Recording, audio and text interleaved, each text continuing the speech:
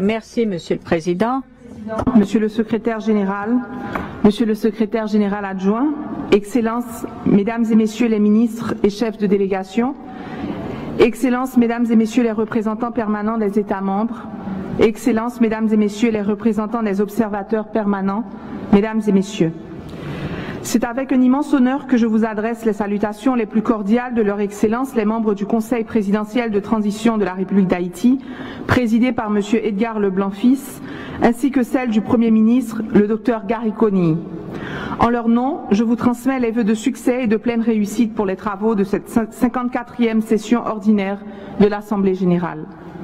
Je félicite chaleureusement le secrétaire général de l'OEA, M. Luis Almagro, pour l'organisation remarquable de cette session.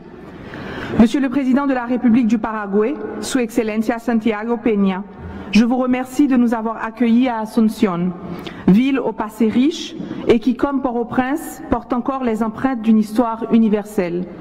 Votre pays, comme le mien, a été un carrefour de rencontres violentes des civilisations.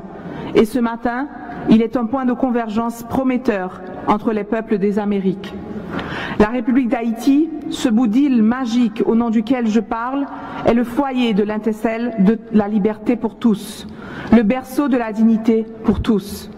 Dans l'épopée de ce continent américain qui nous unit, chaque recoin témoigne encore de la contribution haïtienne, raconte encore la vision et le courage de nos pères fondateurs et de nos mères fondatrices qui ont rêvé puis réalisé l'impossible. Si notre parcours a depuis été jonché de pages plus sombres, Haïti est encore et toujours prête à participer à la construction de notre avenir commun, ensemble. Monsieur le Président, le thème qui nous réunit cette session a une résonance particulière avec les réalités de mon pays. Il nous rappelle aussi, à bon escient, qu'intégration et sécurité pour le développement durable de la région sont des préoccupations tant profondes qu'urgentes pour tous les représentants réunis autour de cette table.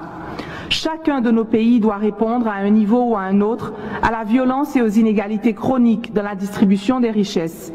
Durant cette Assemblée générale, il nous revient donc de prendre des engagements impérieux visant à permettre l'épanouissement de chaque citoyenne et de chaque citoyen de notre région, et Haïti participera activement à ces débats.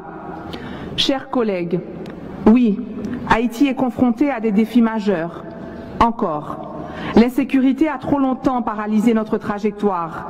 Les crises multifactorielles exacerbent les souffrances de nos compatriotes, forçant trop d'entre eux à se résigner à la périlleuse entreprise de la migration. Des centaines de milliers de déplacés internes naviguent encore, sans repère, un quotidien incertain, livrés à eux-mêmes sur les parvis des églises. Au début de cette année, l'instabilité politique a menacé jusqu'au fondement de notre société. Elle a ébranlé notre foi dans un avenir meilleur et asphyxié nos élans. L'hémisphère entier a ressenti ces secousses. Pourtant, à Port-au-Prince, les bougainvilliers ont recommencé à fleurir entre les fils barbelés. Le cliquetis des dominos se dévine dans les quartiers où le bruit des armes s'est tu. Les files d'élèves en uniforme tracent dès l'aube les rues de la capitale. Le ballet des avions commerciaux a repris dans notre ciel. Le pays vient d'enregistrer les semaines les moins meurtrières depuis juillet 2021. Ces signaux, timides et fragiles, nous encouragent et nous obligent.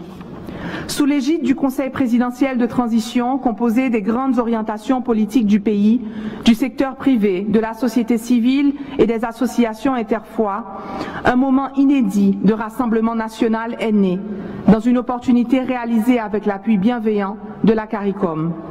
Rarement dans notre histoire récente de peuple avons-nous eu l'occasion d'être tous véritablement à bord du même train.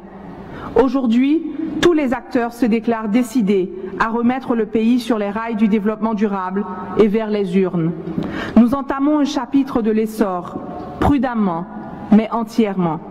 C'est dans ce contexte et en dépit des obstacles colossaux que le nouveau gouvernement haïtien est déterminé à prendre toutes les mesures nécessaires en vue de réussir les grands chantiers qui cimentent l'accord de transition politique.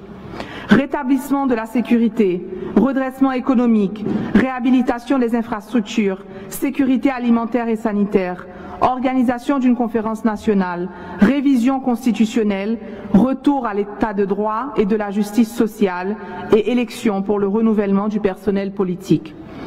C'est désormais autour de ces grands axes que doivent s'articuler nos partenariats avec la région, le temps de la transition. Excellence. Conscient que tous nos pays sont en proie au fléau de la criminalité transnationale qui a des répercussions profondément négatives sur nos sociétés, le gouvernement haïtien s'attellera sans compromis à la lutte contre la corruption, contre le trafic des armes, le trafic des personnes, le trafic d'influence et le trafic illicite des biens culturels. Il organisera la mise en place d'un dialogue avec toutes les parties prenantes de la société haïtienne et de sa diaspora. La restauration de la confiance et de la solidarité entre les citoyens est une pierre angulaire de la reconstruction du pays. Cette confiance ne saurait se dessiner sans la prise en compte de l'état de traumatisme aigu qui mine chaque Haïtienne, chaque Haïtien. Confronté à des actes de violence, au cataclysme, à la faim, au désespoir, le deuil a longtemps semblé être le dernier dénominateur commun de la population haïtienne.